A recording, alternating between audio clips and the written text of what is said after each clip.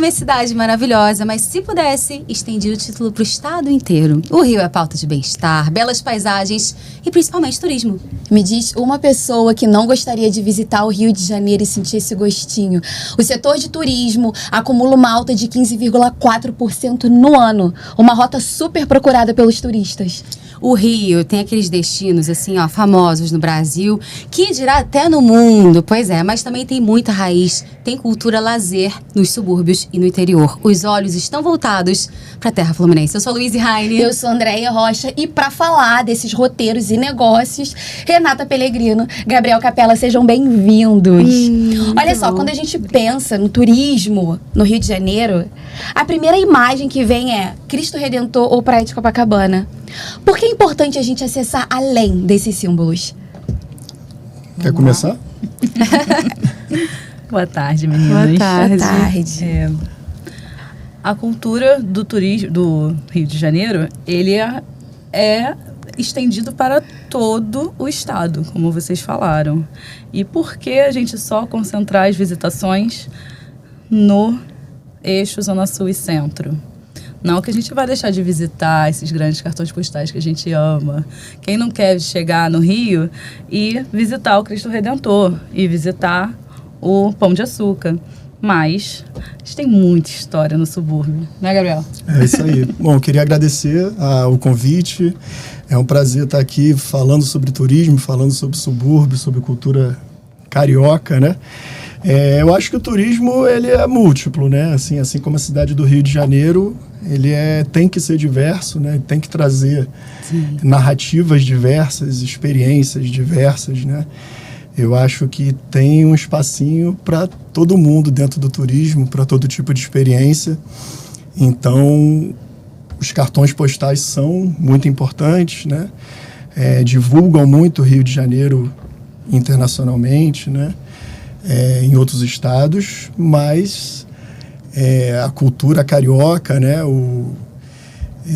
A cultura popular, o modo de vida do carioca, o cotidiano, a rotina, passa também muito pelos subúrbios da cidade. Então, é importante que quem visite o Rio de Janeiro, quem queira, esteja buscando se aprofundar, viver e se conectar com essa cultura, com o dia a dia, o fazer cultural do carioca. É importante também que tenha um olhar sensível para essas outras áreas da cidade, né? O subúrbio, Zona Norte, Zona Oeste. Então, é importante que também saiba, né, que chegue até a esse turista, porque muitas vezes a pessoa vem para o Rio de Janeiro, mas nem sequer sabe que existe uma oferta de turismo também nos subúrbios da cidade. Então, é importante que a gente fale, né, que a gente debata sobre esse tipo de atividades para que seja do conhecimento das pessoas que essa opção existe. Existe roteiros, existe passeios também no subúrbio e em outras regiões, fora também desse eixo. Na verdade, desculpa, né, mas complementando, é uma tendência mundial, na verdade, o turismo de experiência, né? Sim. A gente buscar entender como é o modo de vida das pessoas, como nasceu o samba, por exemplo. Que é uma pegada histórica, na verdade, né? Exatamente. Assim, a gente tem duas personalidades aqui do turismo, digamos, porque Gabriel hoje é guia de turismo do subúrbio carioca, especialmente de Ramos, né, nascido e criado. Renata, que está aqui também, analista de turismo do SESC, então vocês são pessoas perfeitas para falarem sobre isso. Um lance, Gabriel, que você estava falando sobre o subúrbio e que me faz me perguntar, porque quando a Renata fala que tem muito assunto, e você também, fora dos eixos principais, a gente fala de sociedade, política e economia. O que uma pessoa, quando não é, né, natural desses lugares, ou até de outros fora do Rio, podem aprender quando visitam, quando tem esse roteiro? Eu acho que a própria formação da cidade, ela passa pelo subúrbio. É um espaço fundamental para a gente entender o desenvolvimento da cidade do Rio de Janeiro. O Rio de Janeiro começa no centro da cidade, mas em determinado momento começa a expansão da população para os subúrbios. Sim. Então, a gente pode falar de história, a gente pode falar de cultura popular. A Renata mencionou o samba, o carnaval. As escolas de samba, a grande maioria, eu diria quase praticamente todas as escolas de samba são localizadas. Para pegar um recorte mais específico, o Grupo Especial do Rio de Janeiro, todas as escolas ficam nos subúrbios. Sim. Então, a gente consegue falar de uma diversidade enorme de assuntos a partir do ponto de vista do subúrbio. Eu acho que isso que é importante. A gente trazer novas narrativas para se contar a história da cidade, né? A gente não precisa ficar restrito ao centro da cidade, que guarda aquela história mais oficial do Rio de Janeiro, né? Os portugueses chegaram aqui, né? Então, assim, que é bem no livro de colégio, né?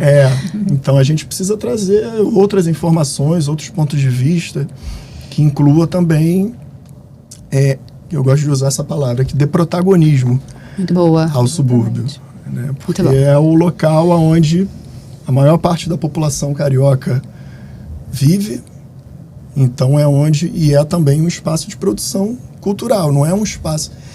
Acho que a gente é ensinado, e aí, enfim, aí a gente vai ter que aprofundar um pouquinho no tema, né? Mas acaba caindo no senso comum que o subúrbio é um local carente, né? De carência, né? Que não tem cultura, não tem.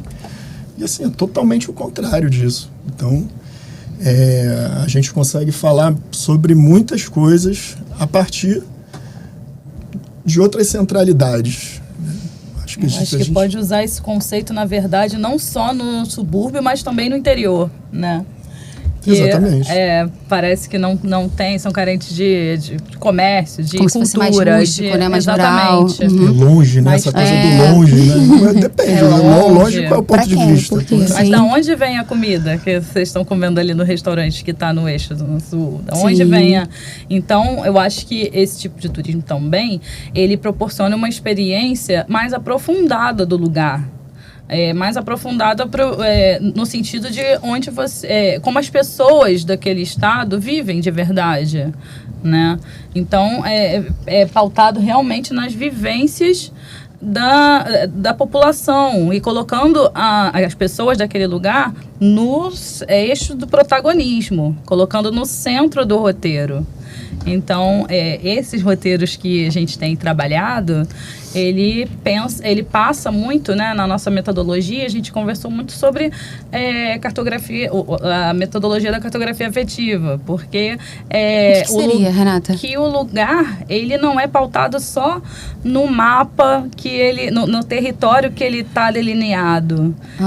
Ele também é a memória das pessoas, ele também é a vivência das pessoas. Se você não conhece esse material humano, você não conhece essa vivência, essa memória, como as pessoas ali vivem de verdade, para resumir, você acaba não conhecendo de fato o que é aquele lugar. Porque não é só aquela fotografia, né? Assim, se a gente for olhar, não é só você tirar um retrato do mapa. É como que culturalmente você vive ali no socialmente, a história perpassando por aqueles protagonistas mesmo. Exatamente. E quando a gente usa esse termo, fora do cartão postal, é porque realmente não é só a imagem. A gente às vezes pode até do subúrbio, na verdade, ver o Cristo. Como é o caso o que eu acho... lá de Ramos, da Igreja da Penha, por exemplo, né? Já entrando em alguns lugares, né? Você tem uma visão muito boa do Cristo, um pouco mais de longe, mas é uma visão não óbvia.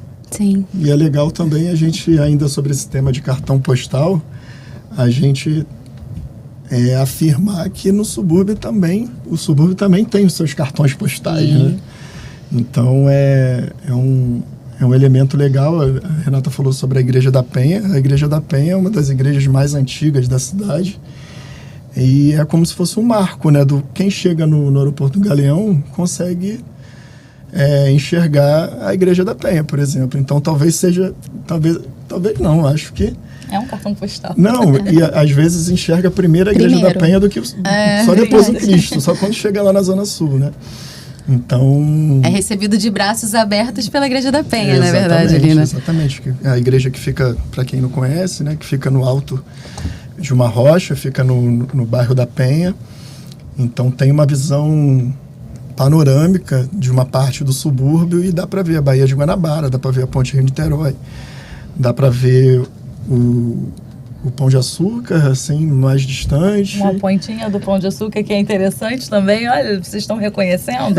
E assim, é uma coisa da perspectiva mesmo, né? De trazer novas interpretações para a cidade.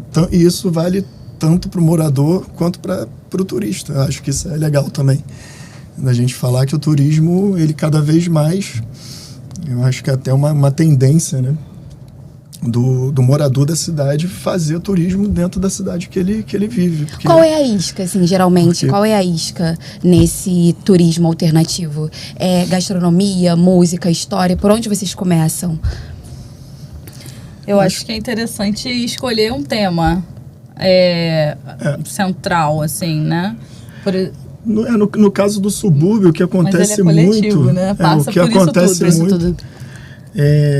E eu tenho reparado isso, são pessoas que têm, e aí é um dos elementos principais dos meus roteiros e até da relação que eu mesmo tenho com o subúrbio, né, que é o afeto. A Renata falou de afeto. Tem muita gente que já morou no subúrbio e aí se mudou, passou muitos anos longe, né? Memória afetiva, né? E aí tem a memória afetiva. E aí, por meio desses roteiros, é uma forma de reconexão com esses espaços, e aí aprofundando um pouco, trazendo essa coisa da história, do lugar, que é conhecer melhor de onde ela veio.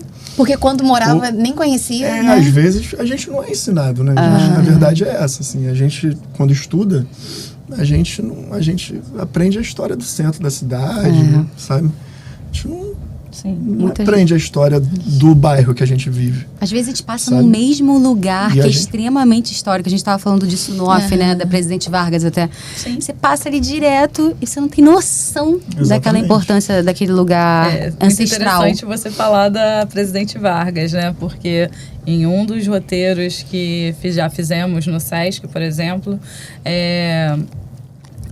nós fizemos a partir da Praça 11. E as pessoas perguntando, né? Nossa, mas o que vamos ver na Praça 11? É o Sambódromo? Porque às vezes acha que é só o Sambódromo na Praça 11, ou só a estação de metrô. E aí pula, já tá na prefeitura, na Cidade Nova, enfim. Mas ali tem muita história, né? A Praça 11, ela pertence também à Pequena África, não só pertence, como ela já foi o coração da história da Pequena África. E já, né, onde tinha a casa da tia Ciata, onde morava Heitor dos Prazeres, são personagens da nossa história, e aí pontuar, né, da história mais afrocentrada da cidade, que muita gente não conhece, e era ali, né, mais próximo ali onde é mais ou menos o Monumento a Zumbi, e começar um roteiro dali. Tem uma escola ali, porque o nome é Tia Ciata. Sim.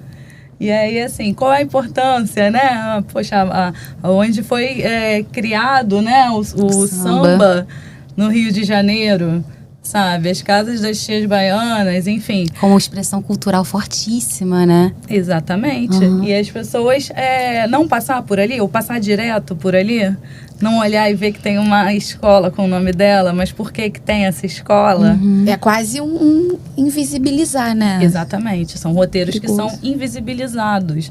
E é interessante, como você falou, economicamente, a gente descentralizar também, né?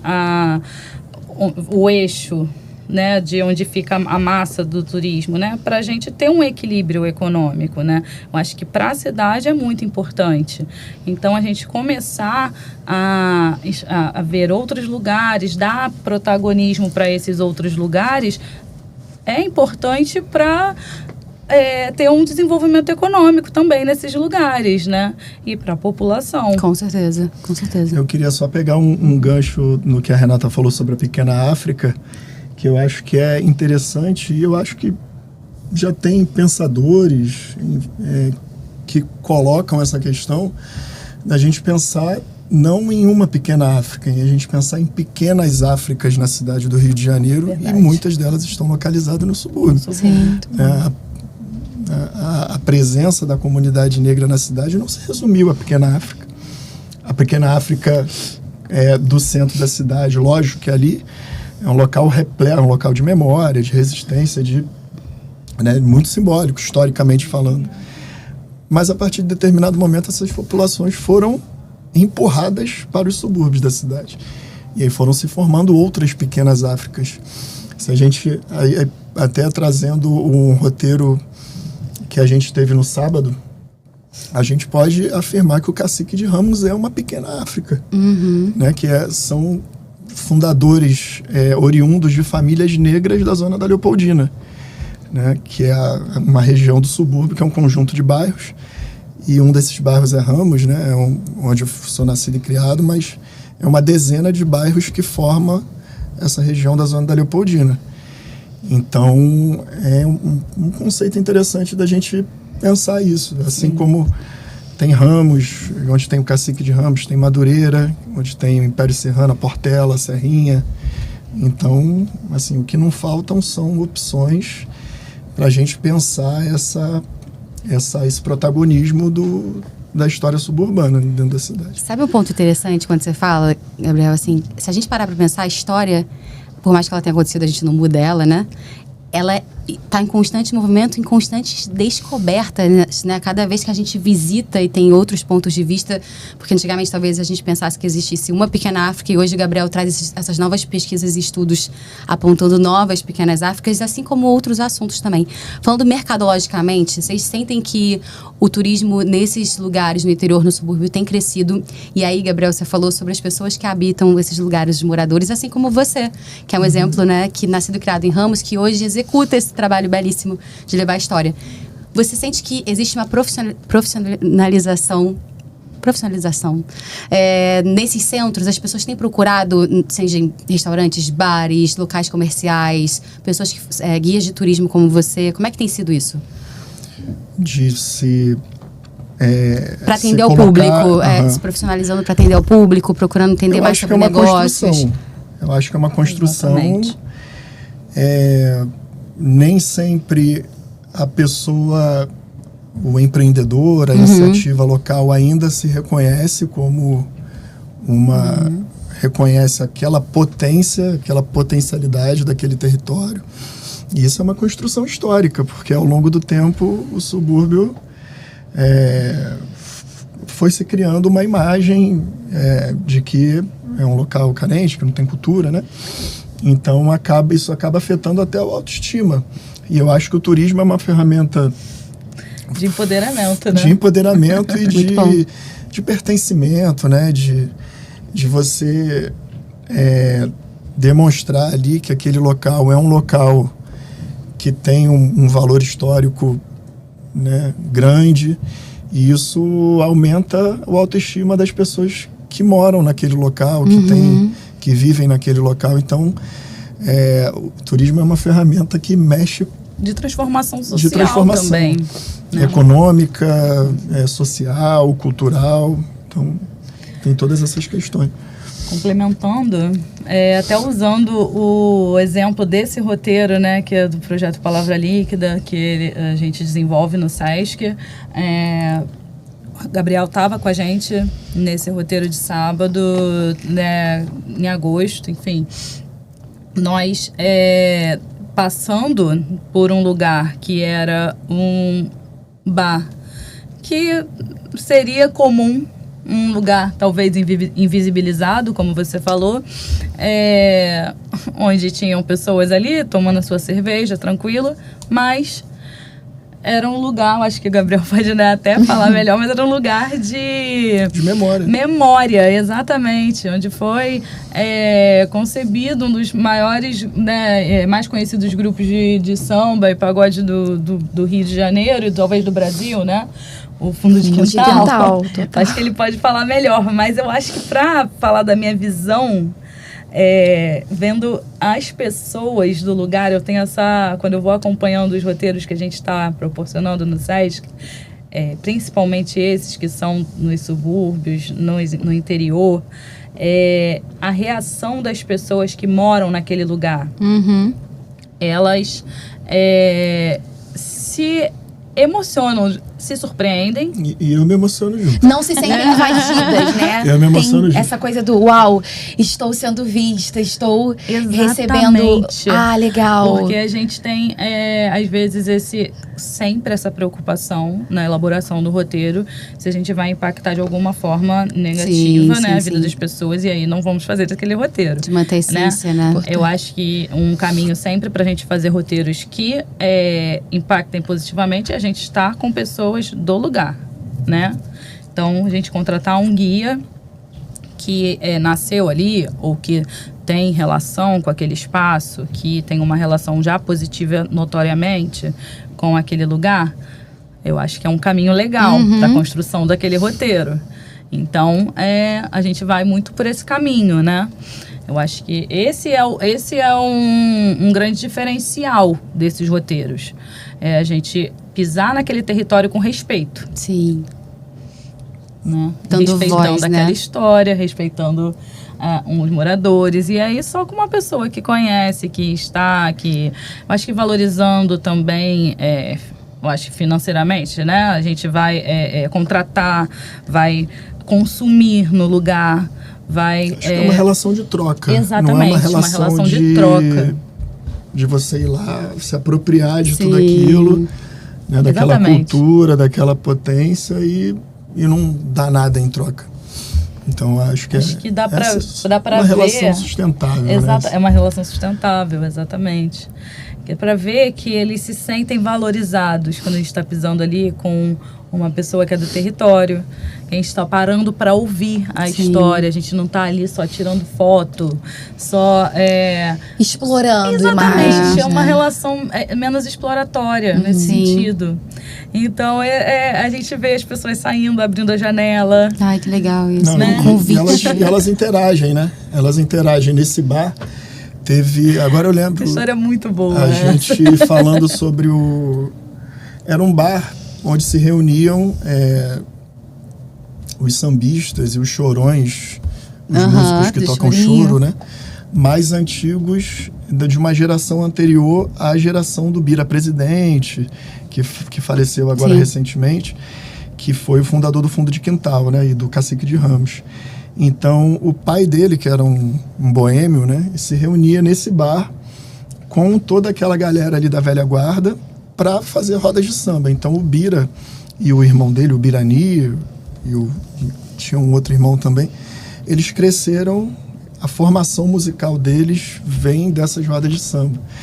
E aí, quando eu estava falando sobre o Bira Presidente, passou uma moça que se juntou ao grupo, ela virou mais uma participante do passeio.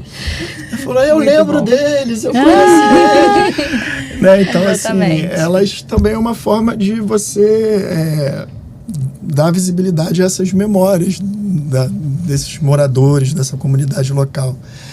Então, assim, é muito gratificante esse Lembrei de retorno. outro roteiro que fizemos ano passado, também indo à Quadra da Imperatriz, que fica próximo à unidade Sesc Nossa, ali em Ramos. E aí a gente estava caminhando e o filho, acho que você mostrou uma casa, Sim. que era uma casa de uma pessoa que teve, né, uma importância ali, né, acho que era médico, né, do Isso. lugar, enfim. E o filho dele apareceu, um senhor, e ele, né, olhou o Gabriel, já reconheceu e falou: ai, que legal, você tá vindo contar a nossa história. Nossa, e que já legal. virou ali, ficou pelo menos uns 15 minutos Contando uma sobre versão Gabriel, pode deixar dele. comigo. É legal quando... Nossa, muda aqui. É uma história Isso viva, é né? O tempo inteiro vivo. Um dos pilares, assim, eu diria, do meu trabalho, que é essa articulação local. E eu acho que o turismo ele não se constrói sozinho, né? Você não... Eu sou um guia de turismo, aí eu vou fazer um roteiro. Como é que eu vou fazer um roteiro se eu não articular com as pessoas, Sim. com as iniciativas, com um restaurante, com um bar, com, né, qualquer espaço que seja? Eu, por si só, eu não consigo oferecer uma experiência legal para a pessoa se eu não... Tão completa, né? Exatamente, tão autêntica, né? Se eu não conectar com essas pessoas. E é muito legal quando as pessoas se sentem parte desse processo. E é legal que elas passam a se reconhecer como... Minha casa virou ponto turístico. Né? Isso é muito legal também. Enche a pessoa de autoestima porque ela reconhece o valor daquele lugar que ela vive. Isso é muito E as interessante. pessoas de fora? A galera de fora, quando vai conhecer, rola assim um choque, um encantamento quando você começa a contar a história? Como que eles reagem? Todas Porque aí eles descobrem positivamente, eles que é além. Então, opa, tem algo mais aqui. Sim. Eu acho que as pessoas ficam surpresas até de saber a quantidade, né, a importância de um espaço fora daquele eixo do turismo tradicional, digamos assim. Né? Mas fica curioso, como é que é o A comportamento? receptividade é muito boa, assim, né? Eu acho que desperta muita curiosidade. Eles... nossa, foi nesse bar que teve a primeira formação do fundo de quintal. Foi nesse lugar aqui que o Pixinguinha vinha beber, tomar uma cervejinha. É tipo sabe? você vê, fazendo assim um comparativo, é tipo Mona Lisa, né? Quase você fica emocionado. Gente, mas ele tocou aqui, ele sentou aqui, né? Que incrível Eu acho isso. que mexe com qualquer memória que você tenha em relação àquilo, né? Porque quando a gente está distanciado, né? A gente sabe que ali... não sei, pensando numa história, sabe, que se distancie de alguma forma e você ter elementos de curiosidade, sabe? Eu acho que até falar de coisas cotidianas do eixo central do roteiro, sabe? É isso, é tipo, é aqui que a galera se reunia. Aqui foi o primeiro desfile do Cacique de Ramos. É muito óbvio, né? Agora, inclusive, tivemos, né, esse ano, acho que o nome do circuito de onde o Cacique de Ramos vai desfilar no centro da cidade vai ter o nome do Bira, presidente. Legal. A Avenida Chile, no centro do Rio. Sim. E ali, assim, pelo menos para a população do Rio de Janeiro, é uma notícia, assim, que todo mundo sabe que o desfile dos Cacique de Ramos acontece ali, né? E aí, mas saber aonde foi o primeiro, aonde acontecia, sabe? Levar o nome do Bira, né? Também. Eu acho que é conhecer coisas novas, né? Eu acho que o ser humano é curioso, né? A gente gosta de saber, sabe, as coisas. Coisas, eu acho que informações, né? Assim. Que tem a ver também com a nossa Que são própria história. Né? relevantes. A gente fala do Rio de Janeiro como pessoas que nasceram aqui, mas também pessoas que vêm de fora não deixa de ser uma ancestralidade brasileira. Exatamente. Porque o fundo de quintal não toca só no Rio de Janeiro, né? Vamos combinar. Então é isso, né? Como você se conecta com essa energia, com essa espiritualidade e você se aprofunda no teu autoconhecimento, saber de onde você veio. Isso é muito importante. Eu acho que só conhecendo só quando você conhece, você valoriza, né? Se você não conhece... Exatamente. Exatamente. Né? Então, eu acho que o turismo... Nós somos... Eu tô vendo a hora que o Gabriel vai chorar, hein? Fica aqui até repetitivo de turismo. Não, mas gente, é porque eu acho que, de repente, eu acho que nem sempre as pessoas têm uma dimensão, assim, Sim.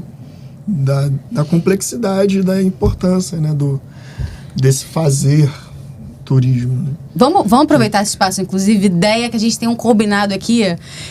Por favor, Gabriel e Renata, não é guia turístico. Vamos falar Por sobre favor, isso? gente, por favor. De turismo. Olha o português. Turismo. E tem coisas que a IA não faz pelo guia de turismo. Tá? Muito bom. Vamos falar sobre isso. Outra pauta aí da atualidade. O guia turístico é o folheto, né? O objeto ali. O guia de turismo é a profissão, né? Às vezes uma confusão. E não é condenar ninguém que confunda. Mas é uma grande confusão, né? Mas é uma grande confusão e aí é bom, né, a gente estabelecer aqui, guia de turismo, uma profissão. Mas também uma profissão que poucas pessoas conhecem é o turismólogo, Nós dois somos turismólogos, né? Mas também é um nome meio complicadinho, né? Isso aí eu também... Ah, mas é isso, tem que falar, já que a gente tá falando dos nomes das profissões, né? Nós dois somos turismólogos, né? Somos bacharéis em turismo. Mas ele exerce a profissão de guia de turismo, né? E eu fico mais nessa parte do planejamento, da gestão, etc. Turismóloga. Muito bom. Quando a gente fala do projeto importante, vocês falaram do turismo, e não tem como a gente não falar tanto dessa palavra. Existem muitos projetos na mesa. Projetos que quando a gente começa a frequentar e falar do SESC, assim, né? A gente tá aqui nessa câmera. Quando a gente começa a falar do SESC, a gente começa a conhecer melhor e mais profundamente essas iniciativas, assim. E tem o Palavra Líquida, que tem o seu papel de um jeito, assim, primordial, feito com muita excelência. Eu queria que Renata, por gentileza, e Gabriel falasse um pouco desse projeto, como é que ele é desenvolvido e os reflexos e impactos dele também. Sim. O projeto Palavra Líquida, na verdade, é do Programa Cultura, e que está fazendo 10 anos esse ano, e ele transmuta a literatura em diversas multilinguagens, nas linguagens da cultura, né? Por exemplo, teatro, uma peça de teatro baseada num livro, slam, etc., mas sempre pautado num tema. E ano passado, eles nos convidou a área de turismo social do SESC para falar, para fazer parte do percurso formativo, que é um braço do projeto Palavra Líquida, que começa antes, durante e depois dessa parte do projeto que tem a parte mais cultural. Ele é uma parte formativa, tem aulas aulas online, né, com pessoas de notório saber.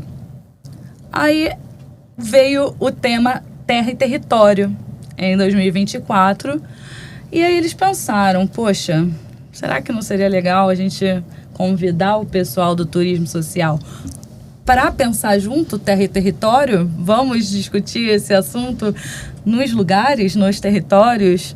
Que e aí sacada. foi muito bacana, né? Nós amamos o convite, e desde o início nós concebemos os roteiros juntos, pensando em territórios baseados na cartografia afetiva, considerando personas, atores locais, guias locais que tivessem roteiros autorais, ou alguma comunidade que exercesse algum trabalho de turismo de base comunitária, seguindo para conhecer territórios das áreas de abrangência de 2 unidades, primeiramente, ano passado, que foi Tijuca e Ramos. E a gente foi olhando para esses territórios e começamos com o roteiro de Ramos, né, com o Gabriel. Eu lembrei, né, porque eu trabalhei 10 anos na unidade de Ramos, e aí o Gabriel tinha sido um guia que já tinha trabalhado lá na unidade. Faz festa no caso não, Renata. Não, é uma galera muito querida, né? Eu acho legal... Desculpa te interromper, não, mas é porque tá complementando. O SESC, isso é uma coisa que eu admiro muito nessa coisa do turismo social, é que o SESC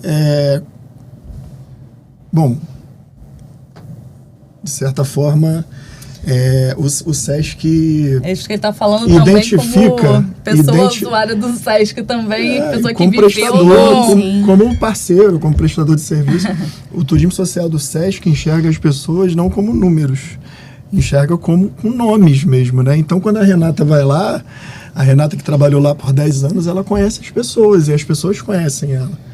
Então, eu acho que só abrindo um parêntese para exaltar essa relação que o turismo social do SESC estabelece com as pessoas que consomem esse produto do SESC. Pegando esse gancho, né? Porque, na verdade, o turismo social, ele tem como base dar acesso ao turismo aos usuários do SESC. Então, esse é o ponto de partida, né? Sempre.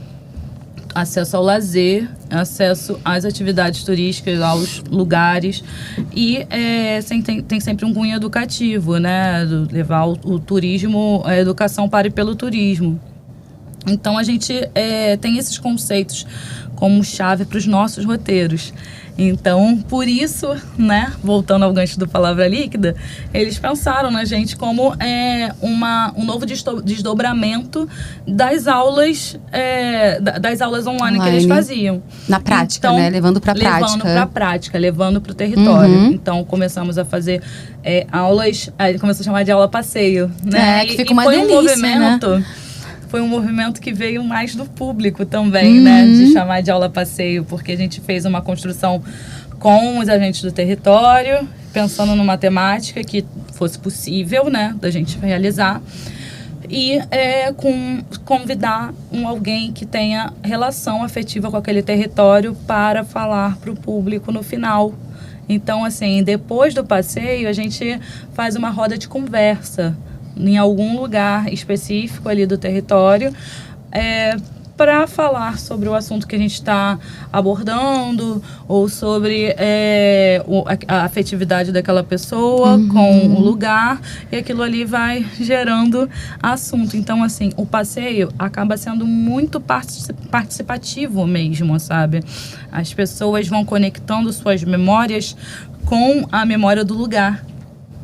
Isso é muito fantástico, assim, pra gente, né? Assim, como turismóloga, me emocionou isso também. Imagino. Vivenciar a emoção das pessoas descobrindo aqueles territórios. Sim. Então, fizemos esse da Imperatriz. Ano passado foi, né? A abertura foi com a Imperatriz e Ramos. Um passeio em Ramos finalizando na Imperatriz. O segundo foi com sambinha bom. Foi muito interessante. Esse não teve samba. Esse não teve samba, mas teve Helena Teodoro. Né? A doutora Helena Teodoro e o Leandro Vieira, carnavalesco. Recebeu a gente lá, o Leandro Vieira, né?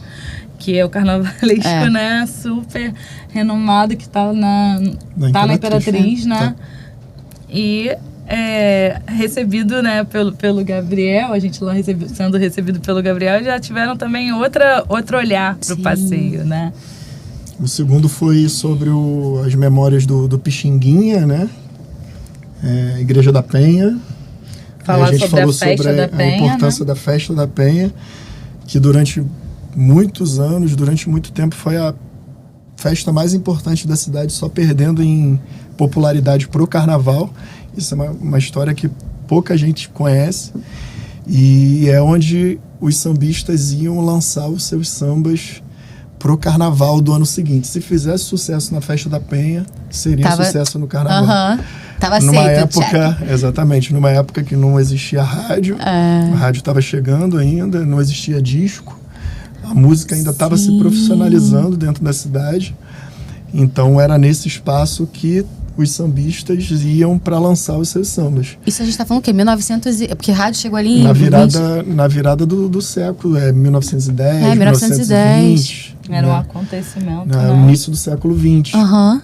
Então, é uma memória daquele território, e aí, junto da Festa da Penha, tinha a presença da capoeira, né? Pixinguinha frequentava essa festa, Noel Rosa frequentava essa festa. E tem uma história engraçada que Noel Rosa, que é muito associada à Vila Isabel, ao bairro de Vila Isabel, mas ele homenageou mais a Penha na obra dele do que a própria Vila Isabel. Então é um local muito simbólico, e aí esse do Pixinguinha a gente começou na Igreja da Penha e finalizou lá em Ramos, no Reduto Pixinguinha, onde Pixinguinha morou por 30 anos e onde frequentava o bar, né? Foi aquele vídeo que vocês viram, né? Então, foi muito especial também. Gente, que vontade de fazer, né, esse passeio. Que vontade. Quando vocês vão falando dos projetos do Sesc e outros parceiros também, o olhinho fica brilhando. Não tem como a gente não ficar com um sorrisão de orelha a orelha, porque movimenta muito, é muito impacto social, assim. Incrível. Sim. Muito E incrível. a gente tem esse retorno o tempo todo, acompanhando, né, os passeios. Aham. Mas eu sempre me perguntava, né, assim, quando trabalhava lá em Ramos, né, eu morava em área central, no centro, e ia para Ramos e via tanta coisa acontecendo ali, eu particularmente não conhecia antes de trabalhar lá. E aquele era um território que tinha tanta história, tanto, como fala... tantos atrativos mesmo, né? Olha aí. Tantos atrativos, né? O cacique, a imperatriz, o reduto Pixinguinha, que ninguém, assim, não via ninguém falando dentro dos circuitos de roteiros. Aí tem a casa dele, onde ele morou, enfim... Tem um choro todo terceiro domingo do mês lá. Na rua, com feijoada. Ih, Uma que maravilha, delícia, né? gente. E o choro que foi reconhecido como patrimônio cultural brasileiro, se eu não me engano, foi ano passado, 2024. Então, Pixinguinha é um nome conhecido internacionalmente, né? Exatamente. Então, assim, você imagina que, assim, a experiência que é para uma pessoa, né, que de repente ouve Pixinguinha fora do Brasil, em outro país, de estar ali naquele território, naquele espaço que era frequentado, né, pelo maestro. Então, assim, é uma experiência assim, muito, muito profunda, né? Na percepção de vocês, como equilibra o crescimento do turismo com a preservação da autenticidade desses lugares? Isso aí talvez seja o grande desafio do turismo, né? Assim, você pensar de forma responsável, não querer glamorizar tudo em demasia, porque ter uma interpretação talvez muito plástica, muito comercial tipo eu ia falar fetiche, mas não é fetiche, mas pode ser fetichização, que você ia falar, né? Algo nesse sentido. Mas eu acho que, na verdade, quando a gente desenvolve esse tipo de roteiro, a gente está, na verdade, distribuindo renda, né? Para eixos que não passava aquele circuito turístico, aquele fluxo turístico, né? Então, quando vai passando, você vai realmente levando renda para outros lugares. E assim, com isso, eu acho até, não só falando do subúrbio, mas também de roteiros que a gente faz em zona rural, né? Também falando com pessoas no interior, falando também com guias que são de lá e que conhecem esses circuitos, que profissionalizam os pequenos produtores, por exemplo, né? Porque, na verdade, às vezes ele não vai saber qual vai ser a nota que ele vai ter que emitir depois do serviço e etc. E tem guias de turismo que conseguem ajudar as pessoas a fazerem isso e depois elas vão se profissionalizando, né? Porque eu acho que isso é um caminho, né? Um desdobramento que o turismo pode levar. Sim. Então, assim, eu acho que nesse lugar há esse desenvolvimento, né? E a gente faz uma elasticidade mesmo eu acho que distribuição econômica é sempre favorável para o Estado, né? Na verdade, como um todo, né? Não só ficar ali em eixos, né? Eu acho que quando a gente consegue redistribuir, né, os roteiros... Eu acho que sempre trazer a comunidade local para junto da construção desses roteiros, né? Se o turismo não for bom para elas, não vai ser bom para o turista. Exatamente. O turismo Esse é uma construção coletiva. Pelo menos eu enxergo muito assim. No meu processo de criação dos roteiros, eu sempre...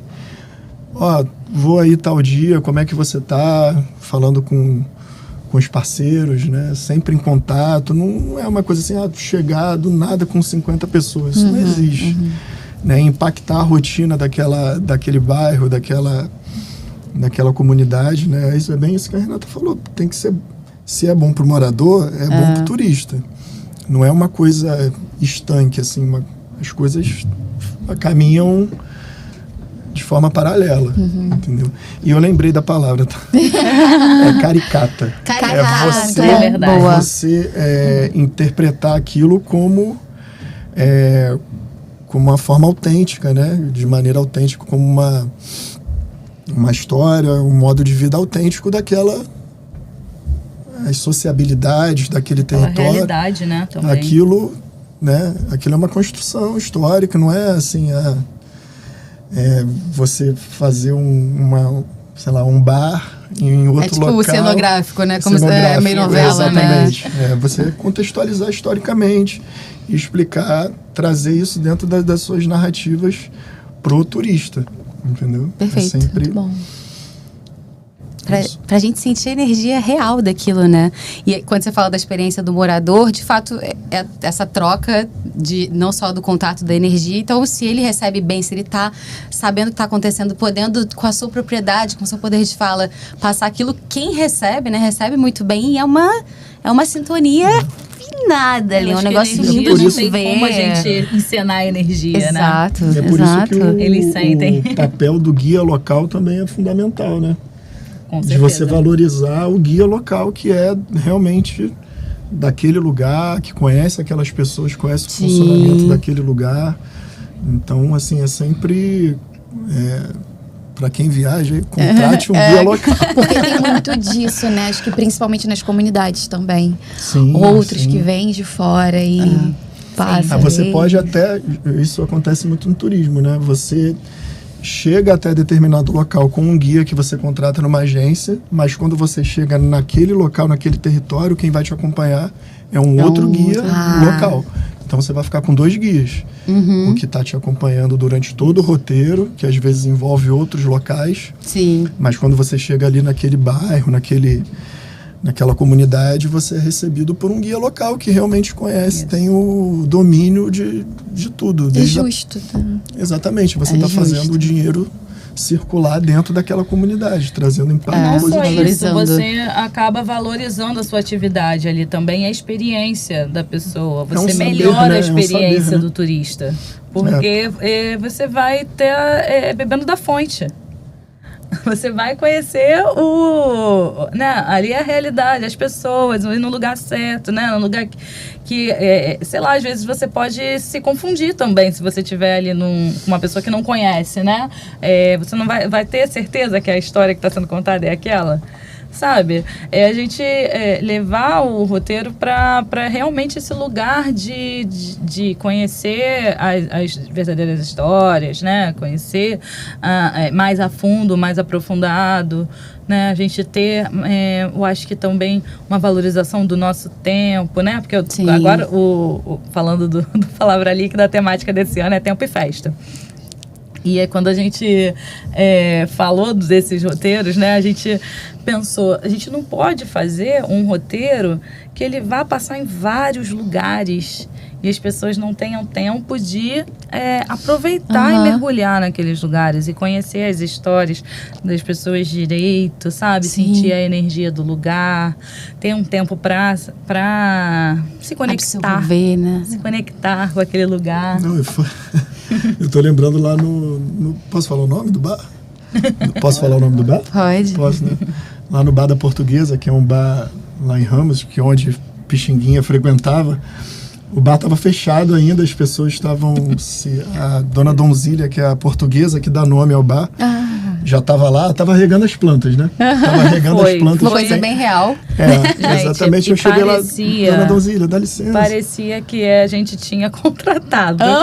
Uma cena de Dona Donzília, a senhora fica aqui em ação, né? Eu fiquei olhando, assim, o grupo, a experiência, aquele momento. Eu falei, gente, se a gente tivesse contratado, não seria tão lindo. Fala. Não, é porque de vez em quando rola um samba no bar. Em determinado momento da roda de samba, tanto a dona Donzília, que é a dona, quanto as meninas que trabalham na cozinha, elas saem com as tampas de panela batucando, assim. Elas formam um trenzinho, uma rodinha, assim. O verdadeiro batuque da cozinha. Aí interage ali com a galera que está curtindo, né? Que está ali no bar. Interage com os músicos. E como nesse roteiro teve a participação dos músicos, quando a gente chegou lá, eu fiz a minha fala, né? Expliquei, contextualizei. Aí, quando os músicos estavam tocando, né, o samba, elas do nada, quando eu vejo, todas elas com as tampas de panela, sambando, batendo, batucando. Então, assim, foi uma coisa que a gente não combinou. Aí sai um cortejo dali, né? Um negócio. Quase uma virou. festa. Fica Assim, não programada. Porque no outro bar, a gente já tinha tido a experiência dos músicos tocando lá e tal. Todo mundo cantou, bateu palma, foi legal. Mas nesse, virou realmente uma festa. Quando a gente olhou, tinha gente subindo numa mesa de cimento pra tirar foto. Aí a outra dançando. Passou uma senhorinha que devia ter uns quase 100 anos, assim. Sambou, você acabou de sambar com a gente ali. Não, e agradeceu todo mundo muito, né? ficou ela muito agradeceu, feliz obrigada. por Ela, ter você assim, fez o meu dia. Ai, assim, que lindo, gente. Né? E de forma muito autêntica, muito genuína. Autêntico. E uma coisa interessante falar também sobre turismo, você falou de como preservar isso, né? Agora me perdi. Que é importante se dar essa Preservar a autenticidade mesmo do Sim. lugar. Eu acho que quando a gente Me perdi o que eu ia leva... falar. Eu não sei se era isso, mas eu acho que é importante falar que quando a gente também leva pessoas para conhecer aquela história, a gente perpetua aquela história. É isso? Não. Mas também é importante também dizer. também é Isso, também é importante. importante dizer. Não, o que eu ia dizer é que o turismo, pelo menos assim, a minha atuação, a maneira como eu atuo naquele local, eu enxergo muito isso no turismo, talvez eu consiga generalizar no turismo suburbano, é porque diferentemente, vamos lá, usar como exemplo um Cristo Redentor que funciona 24 horas não, mas funciona 7 dias por semana para receber turistas. No subúrbio não. No subúrbio é o turismo que se adequa à rotina do local. Nossa, interessante Sabe? demais Não você falar é o isso, Gabriel. local que se adequa à demanda turística. Perfeito. Você entende? Consegue Total, entender? total. Então, assim, é preciso ter um cuidado, sabe? É preciso ter um cuidado. Então, a importância do guia local também é por isso, que ele vai saber o melhor dia, o melhor horário de determinado local. Sim. Sabe? Porque a gente que está... eu quero mostrar como é a realidade, como é a rotina, como é que é o dia a dia, como é que é a sociabilidade daquele lugar. Eu não quero, assim, forçar uma situação que não exista só para mostrar para o turista. Sim. Entendeu? Então, Quando a gente fala que a pessoa e as memórias das pessoas estão no centro daquele roteiro. Exatamente. isso. Ele é mais, exatamente. talvez até mais orgânico, né? É uma quando- coisa que não está programada, pré-formatada como um pacote, que tudo bem também, tem o seu valor e seu papel, mas essas são as grandes diferenças de valor. E sabe qual a notícia boa? É que o turismo está crescendo, porque temos um pós-pandemia, as pessoas querendo cada vez mais, né, viver e sentirem na pele essa emoção. Sim. Pra gente encerrar o nosso momento, eu queria pedir, Renata, para quem ainda não conhece os projetos do SESC, projetos que trazem, que fomentam o turismo, queria que você deixasse um recado especial, por favor. Gente, passeia com a gente. Temos 14 unidades que têm pessoas de turismo para te atender, com programações mensais.